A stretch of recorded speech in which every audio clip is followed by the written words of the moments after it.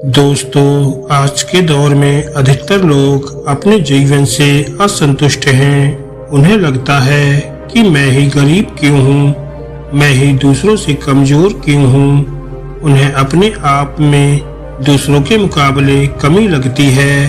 वे इसका दोष भगवान को देते हैं, उन्हें अपनी स्थिति का कारण ठहराते हैं। इस कहानी में आपको इस प्रश्न का संपूर्ण उत्तर मिल जाएगा और आप अपने जीवन से संतुष्ट भी महसूस करेंगे। इसलिए इस कहानी को ध्यान से और अंत तक जरूर सुनिएगा। तो चलिए कहानी को शुरू करते हैं। बहुत समय पहले की बात है। एक गांव में धर्म उपदेश देने के लिए लगे हुए शिविर में भगवान गौतम बुद्ध पहुंचे। गांव के लोग अपनी अपनी समस्याएं लेकर उनके पास जाते और उनसे समाधान प्राप्त करके नई ऊर्जा के साथ वापस लौटते। गांव के बाहर एक गरीब राह में बैठा बुद्ध के पास आते जाते लोगों को निहारता रहता। उसने क्या देखा, लोग दुखी चेहरा लिए भारी कदमों से भगवान गौतम बुद्ध के शिविर में जाते और नई ऊर्जा के साथ चेहरे पर खुशी व आनंद लिए वापस लौटते। गरीब ने सोचा, क्यों न मैं भी भगवान के पास अपनी समस्या लेकर जाऊं। यह सोचकर हिम्मत करके वह भी शिविर की ओर चल देता है। शिविर में एक एक कर क्रमबद्ध तरीके से व्यक्ति को प्रवेश दिया जा रहा था, इसलिए वह भी अपनी बारी की प्रतीक्षा करने लगा। जो कुछ उसने रास्ते में देखा अब यहाँ उसे साक्षात देखने को मिल रहा है। लोग एक एक कर अपनी समस्याएं बता रहे थे। भगवान गौतम बुद्ध चुपचाप शांति से सबकी समस्याएं सुनते और जवाब देते। उसकी भी बारी आई। उसने भगवान गौतम बुद्ध को प्रणाम किया और बोला, भगवान मैं ही गरीब क्यों हूँ। भगवान गौतम बुद्ध मुस्कुराए और बोले, तुमने कभी किसी को कुछ दिया ही नहीं, इसलिए गरीब हो। इस पर वह आश्चर्य से भगवान गौतम बुद्ध का मुंह ताकने लगा और बोला, भगवान मेरे पास कुछ देने के लिए है ही नहीं। बड़ी मुश्किल से गुजारा हो पाता है और कभी कभी तो भूखे ही सोना पड़ता है। मैं इतना गरीब हूँ। तब भगवान गौतम बुद्ध शांत भाव से बोले, तुम्हारे पास एक चेहरा है, किसी को भी मुस्कुराहट दे सकते हो।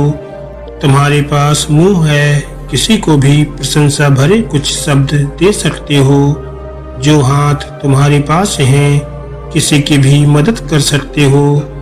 दरअसल जिसके पास ये तीन चीजें हैं वह भला गरीब कैसे हो सकता है। गरीबी का भाव मन में होता है। मन से यह भ्रम निकाल दो। लोगों को देते जाओ, गरीबी अपने आप ही दूर हो जाएगी। ये बातें सुनकर उस गरीब का चेहरा दमक उठा। उसे अपने प्रश्न का उत्तर भी मिल चुका था। अब उसके मन से गरीबी का भाव दूर हो गया। इस शिक्षा को जीवन में उतारकर कुछ ही दिनों में उसका जीवन भी खुशियों से भर गया।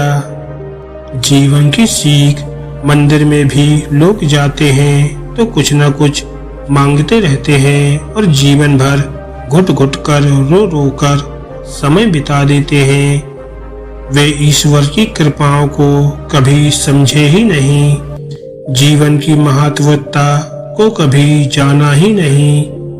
दोस्तों, मनुष्य जीवन एक अनमोल अवसर है और विधाता की असीम कृपा का तोहफा है। हमारा सर्वप्रथम यह कर्तव्य होता है कि हम उस परम परमेश्वर की इनायतों को समझें, ईश्वर की कृपा को जानने की कोशिश करें। और इसका सबसे आसान तरीका है खुद को समझना।